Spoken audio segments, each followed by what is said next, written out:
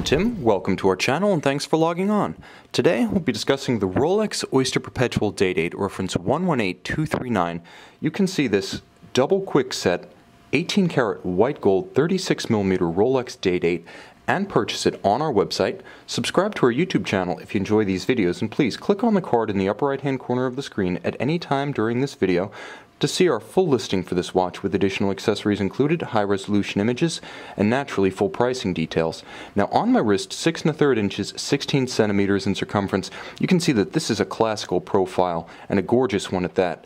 Officially released in 1956, a 1955 dalliance with the Italian market notwithstanding, not officially at least.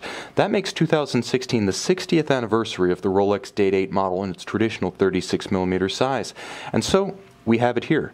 36mm, it's actually more of a cushion case than a round one, so it wears larger, even considering its slim profile of 12mm thick, easily sliding underneath a dress cuff. You can see that sloped case flank, that relatively conical faceted bezel, and of course the gentle curved lip of the sapphire. This watch is made for tight sleeves and dress cuffs, and it is 43mm from lug to lug, very traditional in its size.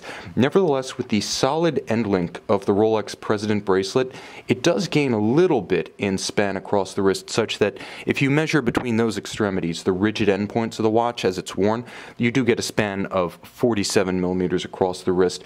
Regardless though, you get an impression of heft and substance that is incredibly gratifying.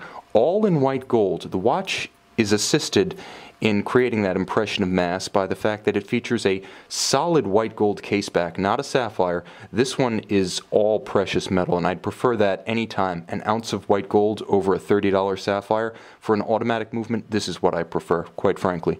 The President bracelet, as ever, a 3-link design.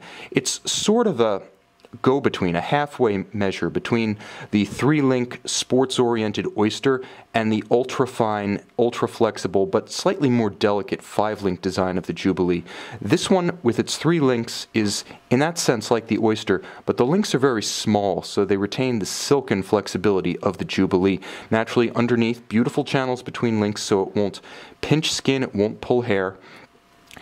And in the latest generations of Day-Dates, the clasp is milled out, beautifully finished and polished internally, with the crown clasp, as ever, denoted only by the 5-point Rolex coronet, now features a crown that's more of a pivoting switch than a simple lever to pull up. It actually opens the clasp rather than simply jamming it open.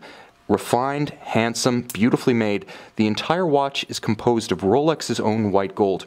Rolex owns its own foundry, and it's not simply a matter of pouring the gold themselves, they also blend it, which is why Rolex white gold is what the industry would describe as gray gold. That is to say, it's a white gold blend that's homogeneous through, so it's not plated with nickel, it's not plated with rhodium as cheaper white golds are from other manufacturers, and if you scratch it, it's just more white gold underneath. You don't see the milky yellow substrate of a conventional white gold watch. Beautiful and enduring. Naturally, so is the finish, as it features alternating brushed and polished facets to animate the design, with no need to resort to two-tone. Now, the white metal black dial combination of this watch, especially since it is a beautiful gloss dial base, gives it incredible power. This watch has visual impact, but it feels more like visceral impact. This is probably the most versatile Rolex Day-Date color combination. A white metal, a black dial, and here's the other thing.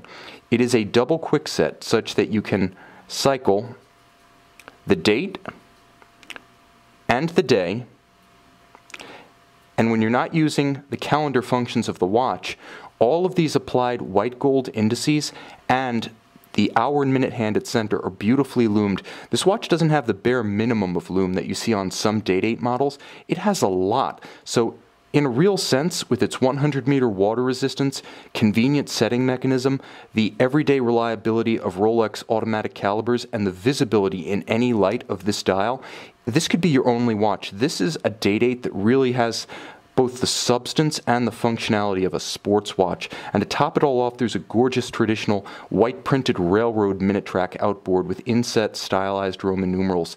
The 5-point applied white gold coronet at 12 o'clock simply seals the deal.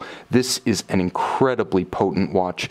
Gorgeous, versatile, enduring. It'll look just as good in the year 2056 as it does this year in the anniversary of the original date. Now inside caliber, this is 3155, bidirectional automatic winding, 45 to 48 hour power reserve, COSC chronometer, hacking seconds, so when you pull the crown to extremity you stop the balance, synchronized precisely to an accurate reference time.